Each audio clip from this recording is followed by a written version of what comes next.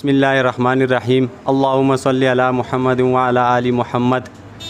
میں وی سی کلکہ کا چیئرمین حق نواز بات کر رہا ہوں، اور انتظامیہ سے میرا یہ مطالبہ ہے کہ ہمارے روڈ کی حالت ڈیم کی وجہ سے بہت خراب ہے۔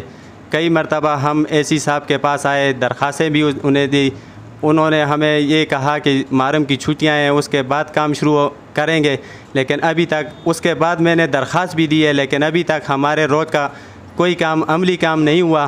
اس سے پہلے ہمارے بڑے ڈی سی صاحب کے پاس بھی گئے ہیں، اور کیپٹن صاحب کے ذہن میں بھی یہ بات ہے، لیکن ہماری بات کوئی نہیں سن رہا۔ اور ہمارے روڈ پہ صبح اسکول کو بچے جاتے ہیں رکشوں میں، گاڑیوں میں، سزوکیوں میں، اور بہت تکلیف ہوتی ہے انہیں، بیمار جاتے ہیں ہماری مائیں بہنیں۔ ہمارے روڈ کا ستیہ ناش ہے، 2 سالوں سے ہم لگے ہوئے ہیں۔ جب تک ہمارے روڈ میں تھوڑی سی بھی سانس تھی تو ہم خاموش تھے، ہماری تہذیب ایسی نہیں ہے، لیکن اب ہمارا صبر تمام ہو چکا ہے۔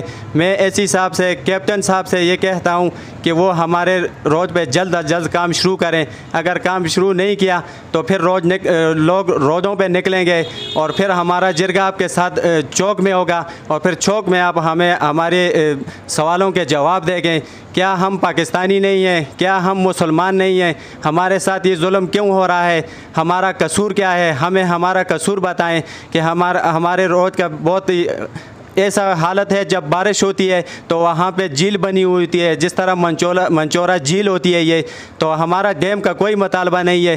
ٹھیکیدار کی وجہ سے اس نے کام شروع کیا ہے تو ہمارا روڈ خراب ہوا ہے۔ تو اے سی صاحب سے، کیپٹن صاحب سے میری گزارش ہے کہ وہ جلد از جلد ٹھیکیدار کو بلائے، اور ہمارے لیے ہمارا روڈ جس حالت میں تھا اسی طرح بنا کے پھر جائے۔ لیکن اگر نہیں کیا تو ہم روڈوں پہ نکلیں گے۔ ہمارے 30 سے 35 گاؤں کے لوگ ہیں، وہ اس روڈ پہ روزانہ سفر کرتے ہیں۔ اس میں بچے بھی ہیں، مائیں بہنیں، بوڑھے ہیں، جوان ہیں، بیمار ہیں، ہاسپٹل کو جاتے ہیں، تو سب کے لیے مشکلات ہیں۔ تو میں ان سے صرف یہ پوچھنا چاہتا ہوں کہ ہمارے ساتھ یہ ظلم کیوں ہو رہا ہے؟ ہم بار بار ان کے پیچھے، ان کے دفتر میں جاتے ہیں، انہیں درخواستیں دیتے ہیں، لیکن عملی کام یہ نہیں کر رہے۔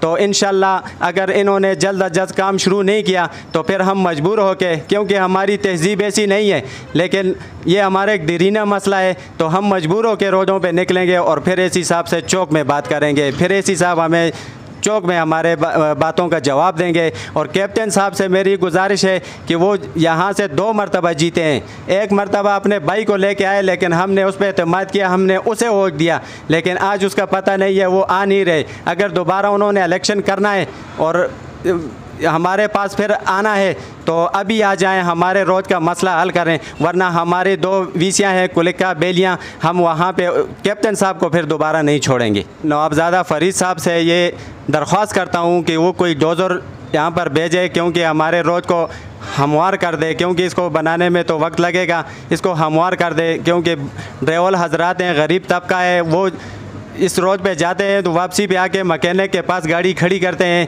تو وہ جو پیسے کماتے ہیں وہ گاڑی پہ لگاتے ہیں، اوپر سے مہنگائی کا بوجھ طوفان سر پہ پڑا ہے، تو وہ بیچارے کیا کریں گے؟ وہ اپنے بچوں کے لیے کیا لے کے جائیں گے؟ تو میرا یہ ریکویسٹ ہے میں نوابزادہ فرید صاحب سے کہ وہ فور بلڈوزر بھیجے اور ہمارے روڈ کو فی الحال ہموار کرے۔ ایسا نہیں ہوا تو پھر اکیلے، آج تو میں اکیلے بات کر رہا ہوں، لیکن پھر ہمارے جتنے بھی ممبران ہیں اور جتنی بھی کابینہ اور تمام لوگ آئیں گے، اور انشاءاللہ ہم چوک میں ان سے پھر بات کریں گے۔ ارے یہاں پہ اس روڈ پہ دن کو بہت سارے لوگ آتے جاتے ہیں، اسکول کے بچوں کی گاڑیاں آتی ہیں، ہم تو غریب لوگ ہیں، ہمارے پاس تو رکشے اور سزوکیاں ہیں، یہ تو بڑی بڑی گاڑیوں میں پھرتے ہیں، انہیں تو پتہ ہی نہیں چلتا کہ روڈ خراب ہے یا سیدھا ہے۔